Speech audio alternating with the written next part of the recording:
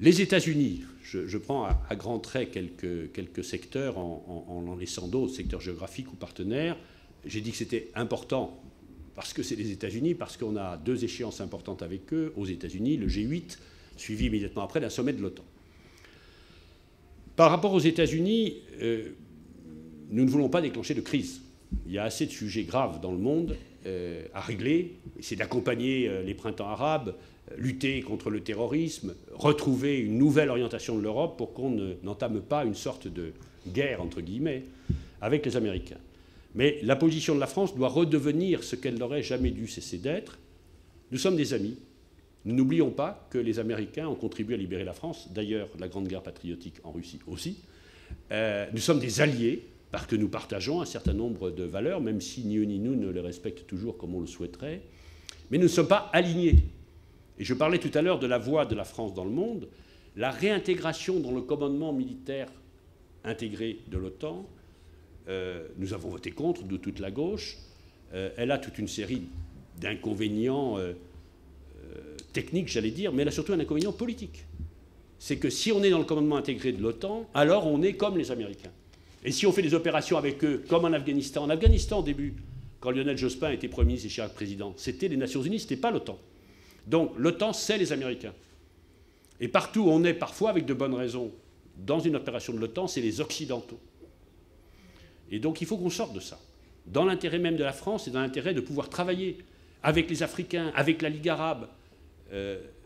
Donc il faut que nous reprenions notre liberté, notre autonomie. Alors, on l'a dit, on va évaluer les conséquences de cette réintégration sur le plan pratique, technique, opérationnel.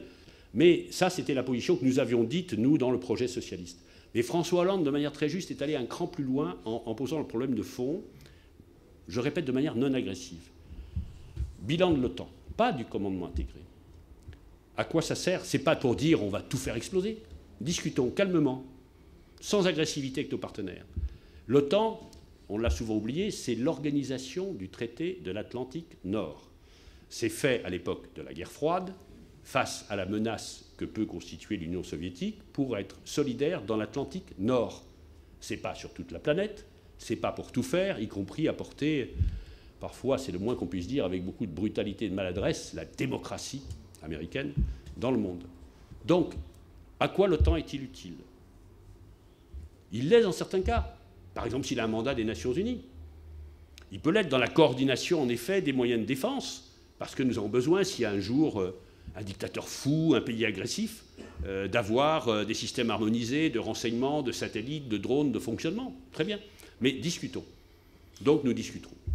Alors on a deux sujets, en dehors de celui-là, de fâcherie possible avec Barack Obama. En plus, soyons clairs, on préfère ne pas mettre en difficulté Barack Obama. On préfère lui à Romney. Je crois que c'est quand même évident, même s'il a pu décevoir, mais sa tâche était difficile. Donc l'Afghanistan, François Hollande a dit de la manière la plus nette que, et l'a dit et répété, il n'y aurait plus un soldat français en Afghanistan d'ici la fin de l'année. Je rappelle que Nicolas Sarkozy, là aussi, zigzag, tête à queue, avait dit en 2007, mais je crois qu'il ne faut pas rester, on va partir. Il en a rajouté 4000 quand même entre-temps. Et quand Barack Obama a annoncé le retrait américain pour 2014-2013, d'ailleurs les délais sont en train de se compresser parce que les opinions publiques en ont assez de voir des morts chez nous aussi. Non pas inutiles, ils sont en mission pour la patrie, mais enfin sans perspective. Et donc quand Barack Obama a dit ça, moi j'ai bien vu, c'est tombé dans la nuit, à 6 h du matin, l'Élysée a fait un communiqué disant « Moi aussi, monsieur, il va partir, moi aussi, monsieur, je vais partir ». Bon, voilà le degré d'indépendance que ça représente. Donc on le fera. Alors un certain nombre de militaires nous disent « Mais c'est pas possible, mais on peut pas, mais c'est très compliqué, mais vous n'y connaissez rien ». Bon, on a des excellents experts, anciens ministres et peut-être futurs ministres. On a quand même un certain nombre de généraux qui travaillent avec nous depuis des années. Un pays comme la France doit quand même être capable de retirer 4000 hommes d'Afghanistan en 6 ou 7 mois. Alors je sais qu'il y a des problèmes de logistique, je sais que l'aéroport de Douchambé c'est compliqué, mais vous savez, moi j'ai une expérience des discussions avec les militaires quand j'étais secrétaire général de l'Élysée. Je me rappelle de l'intervention au Tchad où il s'agissait de protéger le Tchad de Kadhafi. Et on avait décidé, le président de la République, le Premier ministre, le ministre de la Défense, un certain nombre d'actions. J'ai eu dans mon bureau les chefs d'état-major. Non, c'est pas possible, on ne sait pas faire ça. J'ai fait quelque chose que je faisais rarement à l'époque, que je fais un peu plus souvent maintenant. J'ai dit, c'est un ordre. Et ils l'ont fait. Très bien. Ils ont dit au départ les obstacles techniques, mais ils l'ont fait, ils savent faire. Ils sont bons, nos militaires. Donc, j'ai aucune inquiétude là-dessus. Alors, les Américains, 2014-2013, bon. Alors, on nous dit, mais c'est pas stabilisé. Oui, mais c'est pas de rester un siècle en Afghanistan qui va stabiliser l'Afghanistan. Il y a eu des progrès de fait. On a chassé les talibans, même si c'est de revenir par la fenêtre. Mais c'est peut-être pas tout à fait les mêmes. Il y a peut-être à distinguer. On verra. On a une constitution qui est plutôt pas mal.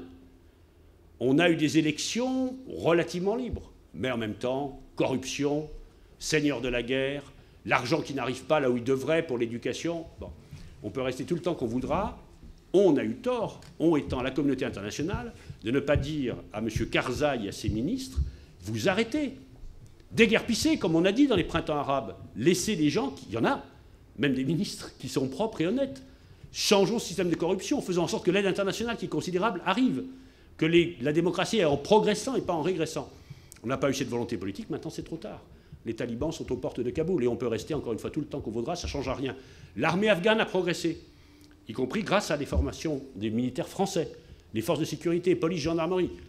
Je crois, d'après ce que me disent, moi j'ai vu des militaires qui sont revenus de là-bas, je crois qu'ils sont capables techniquement de tenir. Le problème c'est qu'ils sont infiltrés par des talibans, mais encore une fois, ce n'est pas en restant qu'on résoudra le problème. Alors, je ne parlerai pas, pour ne pas être trop long, mais on en parlera sûrement, de la Syrie, de l'Iran. Je voudrais vous dire un mot sur la Méditerranée et un mot sur l'Afrique avant de laisser la place au débat.